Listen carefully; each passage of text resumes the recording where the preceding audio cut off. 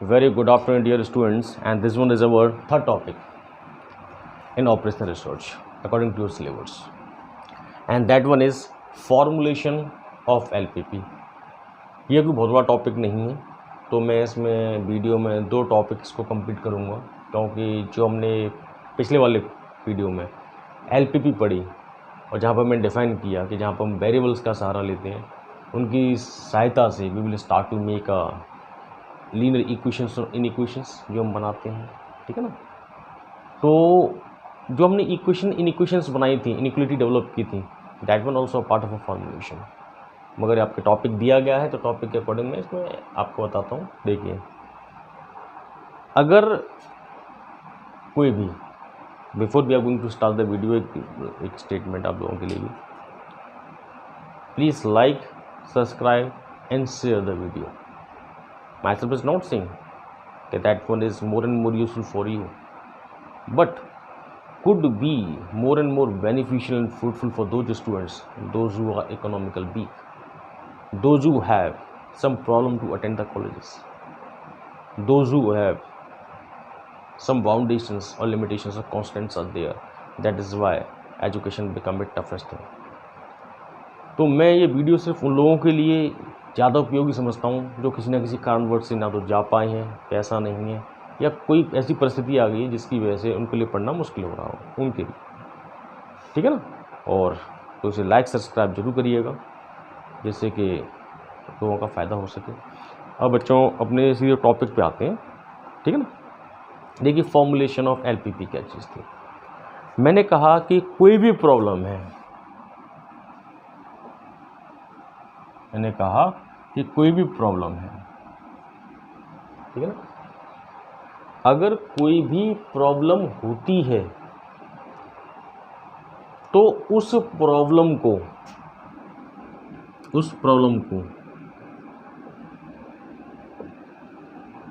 आपके एक्सपर्ट को, आपके रिसर्चर को, आपके R&D डिपार्टमेंट के हेड को इतनी कैपेबल, इतना पोटेंशियल होना चाहिए कि वो आई हुई प्रॉब्लम को कन्वर्ट करने की क्षमता रखता हो कि वह इसे कन्वर्ट करके मैथमेटिकल फॉर्म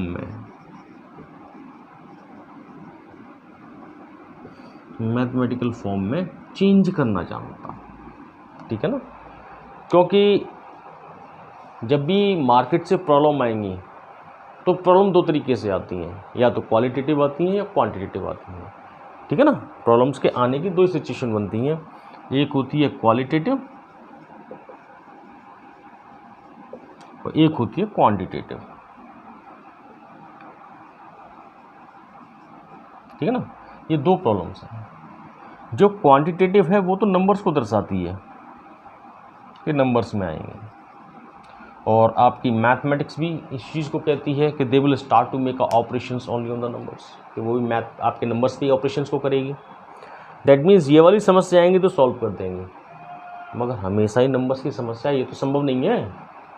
क्योंकि जनरली जो प्रॉब्लम्स हैं, जो इश्यूज़ बनते हैं, वो कैसे होते हैं कि मैं मार्केट में कुछ परचेस करने गया, मुझे उसका कलर पसंद नहीं आया। मैं कहीं गया किसी रेस्टोरेंट में और किसी ने मुझसे पूछा इसका टेस्ट कैसा है इसका, ठीक है ना। मुझे प्राइस, मैं किसी प्रोडक्ट को लेने जाता हूँ, उसकी प्राइस कैसी है, तो है क्या, मैं नंबर्स में नहीं बता पाता। टेस्ट कैसा, अच्छा है साहब, कैसा अच्छा है ये नहीं पता, ठीक है ना। इसका कलर कैसा है, थोड़ा सा डल लग रहा है, थोड़ा सा लाइट और होता, मगर मैं नंबर्स में नहीं बता पा।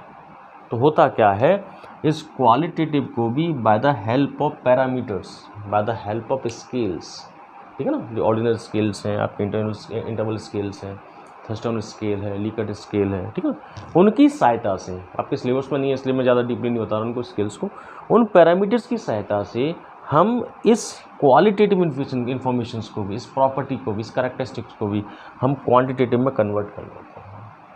तो मैंने कहा, if there is any problem may be of individual, problem may be of industry, problem may be of production, problem may be of size, shape, colour, design, price, transportation, whatever to be, और चाहे वो घर की समस्या क्यों ना हो, ठीक है ना। कोई भी प्रॉब्लम हो तो जो आपके कॉर्पोरेट हाउसेस में, इंडिविजुअल हाउसेस में जो बंदा बैठा हुआ है वो नंबर्स में आई हुई संख्या को तो मैथमेटिकल फॉर्म में लिखना जानता है, मगर बाई चांस क्वालिटेटिव को नहीं जानता तो समस्या हो जाएगी। तो मैंने कहा if there is any problem then the mathematician person though जो are sitting over there on the post of R&D और फॉर द रिसर्च पोस्ट, तो he should be more and more expert to convert the problem into mathematical form. तो उसके अंदर इतनी क्षमता हो कि वह उसे मैथमेटिकल फॉर्म में कन्वर्ट करना जानता हो बाय द हेल्प ऑफ, मैंने कहा पहली वाली चीज़ दिखा रहा हूँ LPP की है कि वो मैथमेटिकल फॉर्म में कन्वर्ट करना जानता हो, किससे? By the help of variables, by the help of variables. ये वेरिएबल्स की सहायता से वह दिए हुए पसंद को, नापसंद को, चॉइस को, प्रेफरेंसेस को, साइज़ को, कलर को, डिज़ाइन को, इन सभी चीज़ों को मैथमेटिकल फॉर्म में by the help of change करना जानता है। अगर if the person know it very well how to convert, how to develop, how to formulate the mathematical structure of any problem by the help of variables, तो हम कहते हैं उसने उसे लीनियर फॉर्म में कन्वर्ट कर दिया। हम कहते हैं उसने उसे लीनियर फॉर्म में कन्वर्ट कर दिया। ठीक है ना? तो क्या प्रोसेस है? The process of converting the problem, if there is any problem, if there is any query, then the process of converting the problem into mathematical structure by the help of variables, then the process of converting the problem is to be known as formulation of LPP कहलाता है। और मैंने कहा problem चाहे आपके घर की हो, प्रॉब्लम चाहे आपके प्रोडक्शन की हो, प्रॉब्लम चाहे किसी इंडस्ट्री की हो, प्रॉब्लम किसी डिज़ाइन की हो, प्रॉब्लम किसी के प्राइस को लेकर हो, प्रॉब्लम किसी के चॉइस को लेकर हो, प्रॉब्लम किसी कलर्स को लेकर हो, कोई भी हो, मगर आप उसे मैथमेटिकल फॉर्म में वेरिएबल्स की सहायता से कन्वर्ट करने की क्षमता रखते हो, तो वह आपका फॉर्मुलेशन ऑफ LPP कहलाता है। ठीक है ना? अब इसमें जो मुद्दे हैं वो समझने वाले हैं फॉर्मुलेशन में, कि हम कन्वर्ट तो कर रहे हैं इसको, हम उसे मैथमेटिकल फॉर्म में कन्वर्ट तो कर रहे हैं, मगर क्या कन्वर्ट करने के बाद हम इस प्रॉब्लम का सॉल्यूशन भी निकालने की ऑब्जेक्टिव बना पाए कि नहीं? अगर कोई प्रॉब्लम है, प्रॉब्लम को मैंने कन्वर्ट कर लिया और कन्वर्ट करने के बाद मैं उसका सॉल्यूशन निकालना नहीं जानता, मैं उसे सॉल्व करना नहीं जानता, मैं उसको सॉल्यूशन ना दे पाऊँ, उसका हल ना दे पाऊँ, तो इस प्रॉब्लम को कन्वर्ट करने से क्या फ़ायदा हुआ? ठीक है ना?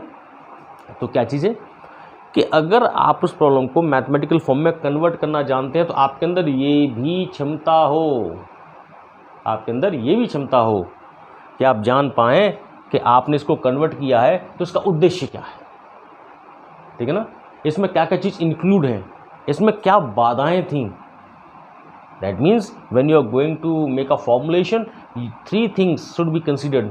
What is the main objective, why you are going to solve this problem, why this particular problem created, and what are the when this mathematical structure has been formulated, then what are the constants, what are the set of limitations, that is why this problem has been arised, and for this solution purpose what type of decisions variables you have added. 3 चीज़ें add करनी पड़ती हैं। तो देखिए इससे हम 3 चीज़ें निकालते हैं फॉर्मुलेशन में। तो मैं थोड़ा रब कर दूं, थोड़ा जब समझ में आएगा।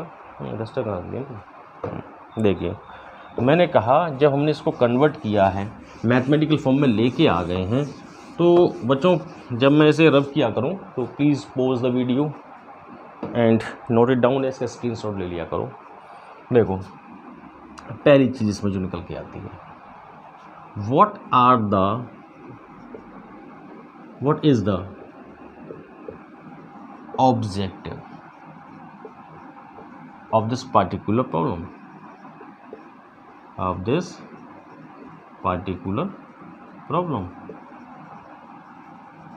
क्यों है आखिरकार कोई समस्या अगर कोई निकल के आती है, हमारे रिसोर्सेज से पूरा नहीं कर पा रहे हैं, तो एक प्रॉब्लम का रूप लिया, तो उसका ऑब्जेक्टिव क्या, आप उसे क्या करना चाहते हो। दूसरा, ये प्रॉब्लम जो क्रिएट हुई उसकी what are the set of limitations, क्या थे, क्या रीजन था, कौन सी कॉन्स्टेंट्स थी जिसकी वजह से ये समस्या हो रही थी। ठीक है ना? और तीसरा था आपने इसके सॉल्यूशन के लिए वो कौन से वेरिएबल यूज़ किए जिससे कि आप सॉल्यूशन दे पाओ। सो these 3 statements are to be considered when we are going out to formulate the formulation of LPP. Objective we should know, what are the constants, that is why this particular problem has been formed, and what are the decision variables that will give you the solution for this particular problem. These things should be considered. Now ये तो था आपका एक topic और है इसमें, मैं उसको और कन्वर्ट जल्दी से करा दूँ, जिससे कि आपके हम एक फिर एलपीपी के फॉर्मुलेशंस भी आएंगे, न्यूमेरिकल्स कैसे आते हैं।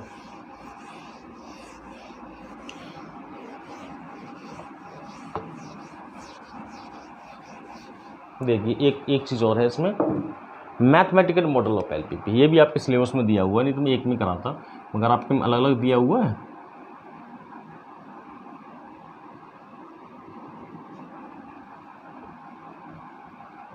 मैथमेटिकल मॉडल ऑफ एलपीपी, ये आपके सिलेबस में दिया हुआ है। देखिए इससे पहले वाले मैंने कहा कि अगर कोई भी प्रॉब्लम हमारे सामने होती है तो सबसे पहले हम वो प्रॉब्लम हमारे लिए जब बनी, क्योंकि हम उसका ऑब्जेक्टिव देखते हैं कि हमारे लिए प्रॉब्लम है भी कि नहीं है, ठीक है ना। अगर वो हमारे लिए प्रॉब्लम नहीं है तो निश्चित तौर पर अगर वो उससे हमारा कोई भी उद्देश्य या किसी चीज़ की हानि नहीं हो रही है, किसी चीज़ का प्रॉफिट नहीं हो रहा, तो उस चीज़ से हमारा कोई लेना देना नहीं होता।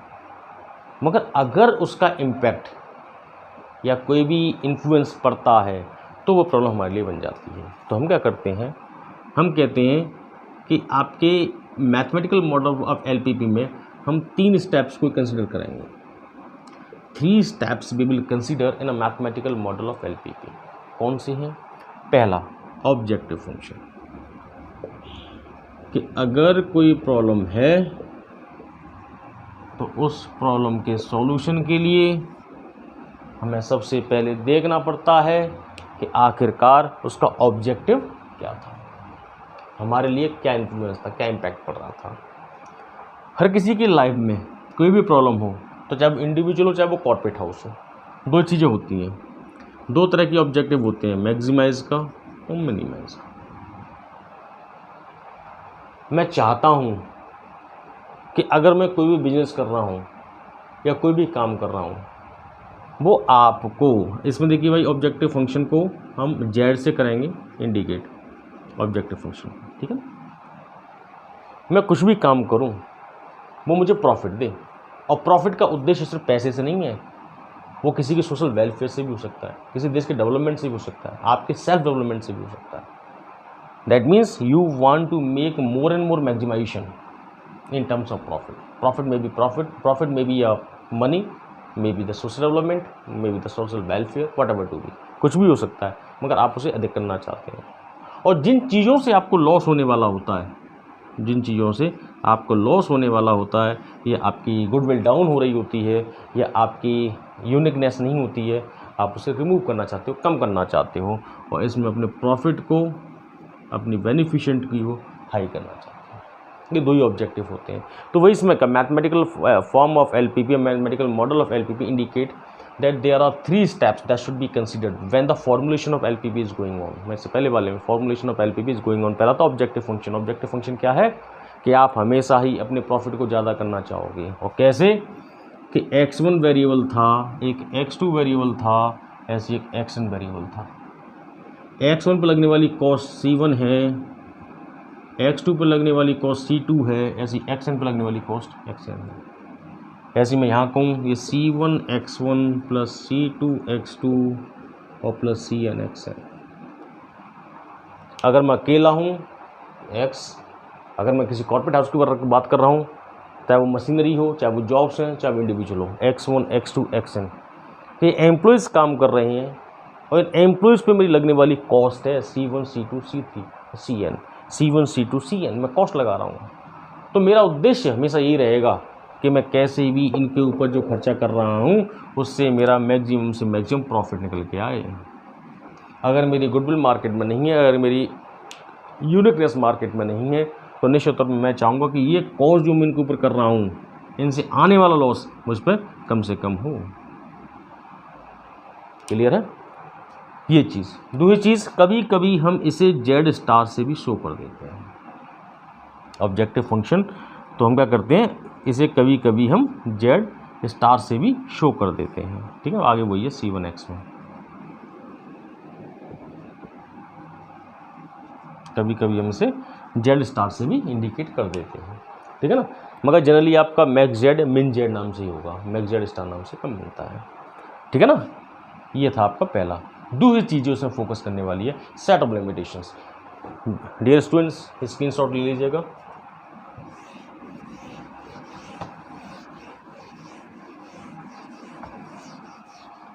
और दूसरा है आपका इसमें सेट ऑफ लिमिटेशंस।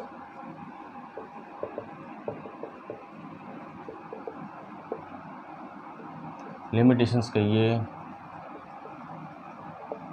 कॉन्स्टेंट्स कहिए, ठीक है ना, है सब्जेक्ट टू ऑब्जेक्ट कहिए। ये क्या है? ये मीन्स वो है कि आखिरकार आप अपने ऑब्जेक्टिव फंक्शन को मैक्सिमाइज करना चाह रहे थे, अपने लॉस को मिनिमाइज करना चाह रहे थे, तो वो कौन सी कंडीशन है जिनकी वजह से आपका जो प्रॉफिट है ये प्रॉब्लम निकल के आई थी, ठीक है ना, या जिनकी वजह से आपकी प्रॉफिट जो कम हो रहा था आप उसे मैक्सिमाइज करना चाह रहे हो, या जो लॉस है वो हो रहा था उसे कम से कम करना चाह रहे हो। तो ऐसी कौन सी कंडीशन थी, या जो प्रॉब्लम आपके सामने आई थी जिसे आप मैथमेटिकल फॉर्म में कन्वर्ट कर रहे थे, तो वो प्रॉब्लम कौन से इश्यूज़ की वजह से आई थी। तो मैं जैसे कहूँ इस तरीके से मिलेगा आपको कि Cx1 + x2 + x3 less than equal to 5, 5x1 - 2x2 + 7x3 greater than equal to 7, 9x1 + 0x2 + 9x3 equal to 10। ऐसे देखिए उसमें ये क्या है, ये वो सेट ऑफ कॉम्बिनेशंस हैं उन एम्प्लॉयज़ के, उन जॉब्स के, उन मशीन्स के जो आपके कॉर्पोरेट हाउस में आप काम कर रहे हो। अगर आप इंडिविजुअल हैं तो आप अकेले हैं, ठीक है ना, कि ये वो सेट है जिसकी वजह से ये प्रॉब्लम आपकी अराइज हुई थी। बेटा मैं रब कर दिया था पहले वाला जो ऑब्जेक्टिव फंक्शन लिखा है कि उसकी वजह से ये आपकी पर्टिकुलर प्रॉब्लम निकल के आई थी।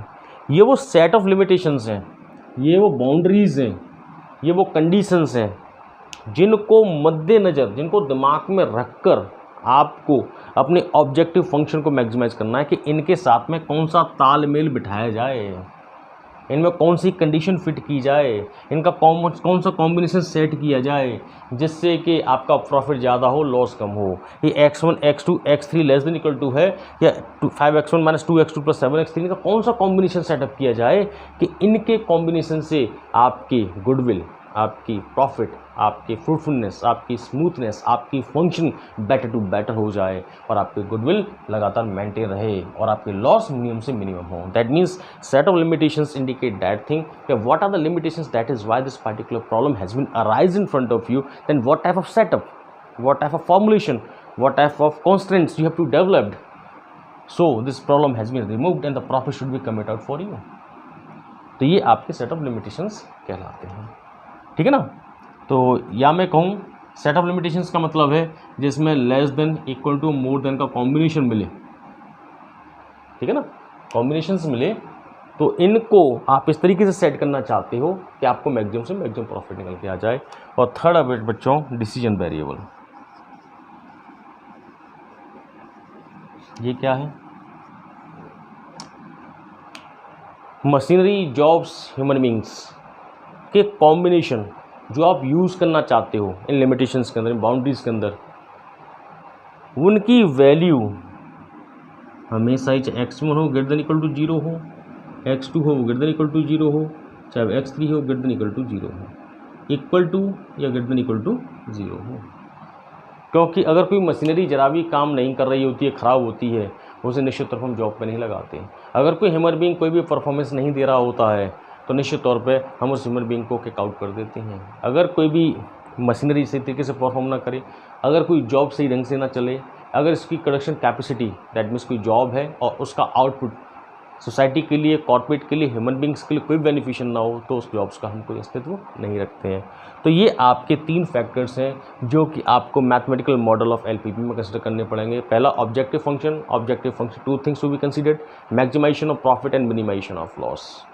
दूसरा है set of limitations, that means a bunch of limitations will be given to you, you have to formulate this kind of bunching कि आपको प्रॉफिट मैक्सिमम हो, लॉस मिनिमम हो। और वो डिसीजन वेरिएबल्स जो कि जिनकी वैल्यू हमेशा ही 0 से ज़्यादा होगी, क्योंकि अगर कुछ भी प्रोडक्शन होता है वो 0 से ज़्यादा ही होगा। अगर वो डिफेक्ट चला गया तो आप उसे 0 में काउंट करेंगे, 0 से नीचे नहीं हो सकता। ह्यूमन बीइंग अगर उसकी परफॉर्मेंस बेटर है, अच्छा है, तो उसकी वैल्यू 0 से ज़्यादा ही होगी। और कुछ भी काम नहीं करता तो जीरो होगी। मगर वो आपके ऑर्गेनाइजेशन में जीरो काम नहीं करता और बिगाड़ता और है, नेगेटिव करता है, तो वो ऐसे बंदे को आप ना तो कंसीडर करोगे ना रखना चाहोगे। So these are the 3 functions that should be considered in a mathematical model of LPP. Okay, thank you dear students. Okay, tata, bye bye, and we will meet you in the next video. Thank you.